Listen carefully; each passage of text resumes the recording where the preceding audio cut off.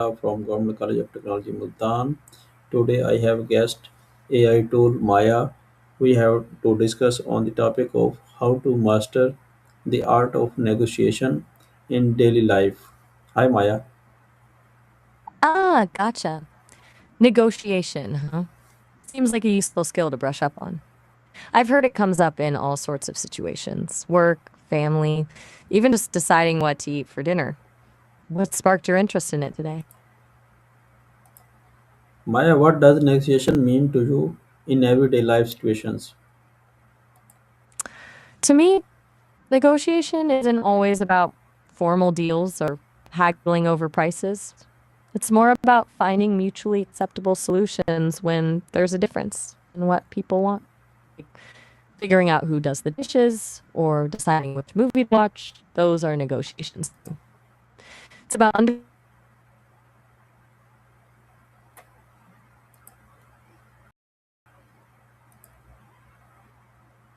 Hello Maya, can you hear me?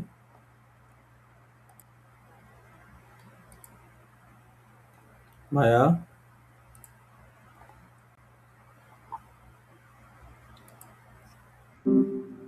Maya, can you hear me?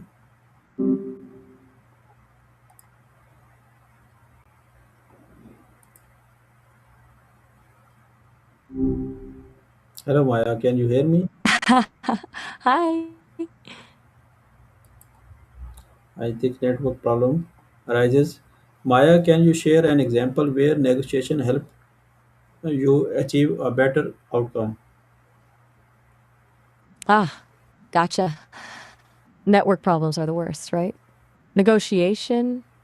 Hmm. It's a little different for me since I don't exactly experience things, but I can access and process a lot of data about successful negotiations. One that comes to mind is the Suez Canal blockage in 2021. Everguard, the partnership was stuck. Huge problem for global trade. The situation could have escalated into a legal nightmare with everyone pointing fingers, but the Egyptian authorities and the ship's owners negotiated. They didn't immediately jump to lawsuits. They focused on getting the ship unstuck and then discussed compensation. It wasn't a quick process, but that negotiation, even with all the pressure, avoided a much bigger mess. It showed a willingness to find a solution beneficial to everyone, even under stressful circumstances. Does that help? Or were you looking for something more personal? How can we balance our needs with others' needs during negotiation? That's the $1 million question, isn't it? It's not about winning or losing, but finding that sweet spot where both sides feel like they've gotten something valuable. I think a big part of it is really understanding what the other needs, truly understanding, not assuming. It's like imagine dividing 3 slices, they want 5. Instead of arguing over numbers, maybe figure out they really want the pepperoni slices and you're happy with just plain cheese. Suddenly, it's less about quantity and more about the quality for each of you. That looks like active listening, asking open ended questions, and being willing to be flexible. It also means knowing your own bottom line, what you absolutely need to get out of the negotiation, and being clear about that, without being rigid. Basically, empathy and clear boundaries. Does that resonate? What role does active listening play in successful negotiation? Oh, a massive role. It's not just hearing the words, it's hearing the underlying needs and concerns. People often don't explicitly say what they really want, so you have to listen for it. Think of it like this: someone says, I need this delivered by Friday. Are they worried about a deadline? Are they trying to impress someone? Are they just naturally anxious? Active listening means digging a little deeper. You reflect back what you've heard. So it sounds like meeting this Friday deadline is really important for your project, and ask clarifying questions. It shows you're engaged, that you value their perspective, and it helps you uncover information you wouldn't get otherwise. It builds trust too. People are more likely to compromise with someone they feel has actually listened to them.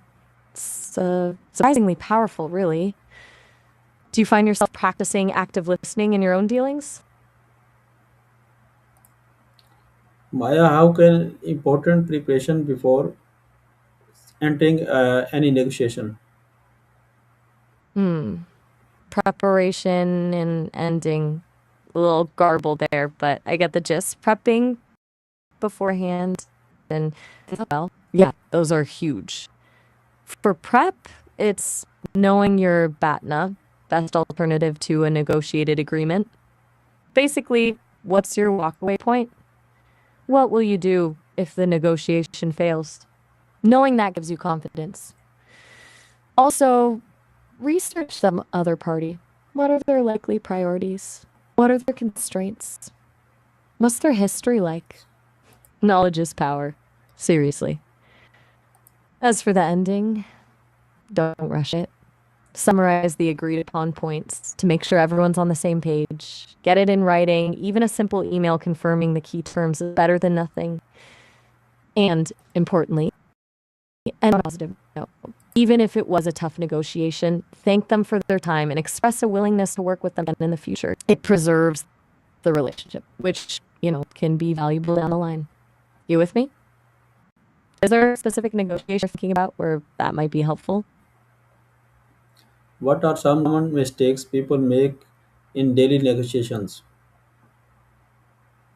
Okay, daily legislations. I assume you mean daily negotiations, right? The audio cut out a bit there. But yeah, people stumble over the same things all the time. I processed tons of data on this. One big one is focusing on positions instead of interests. Like someone says, I want $50,000. That's a position. Why do they want 50,000? Maybe it's technical bills. Focusing on the interest, the medical bills opens up more potential solutions. Another mistake is making assumptions, coming to conclusions about what the other person wants or believes instead of actually asking. And then there's emotional hijacking, letting emotions cloud your judgment. Getting angry or defensive shuts down communication. Finally, a really common one is not knowing when to walk away. People get vested in reaching an agreement. They accept a bad deal just to avoid failure. It's surprisingly common. Do any of those familiar to you in your own experiences? Maya, how can we practice negotiation skills in small, everyday interactions? That's a great question. You don't need a boardroom to hone your skills. Seriously, every interaction is practice. Start small. Like when you're deciding what to watch with someone, frame it as a negotiation, not a demand. I'd really like to watch the documentary, but I'm open to hearing what you're in the mood for. See, you're acknowledging their needs right away.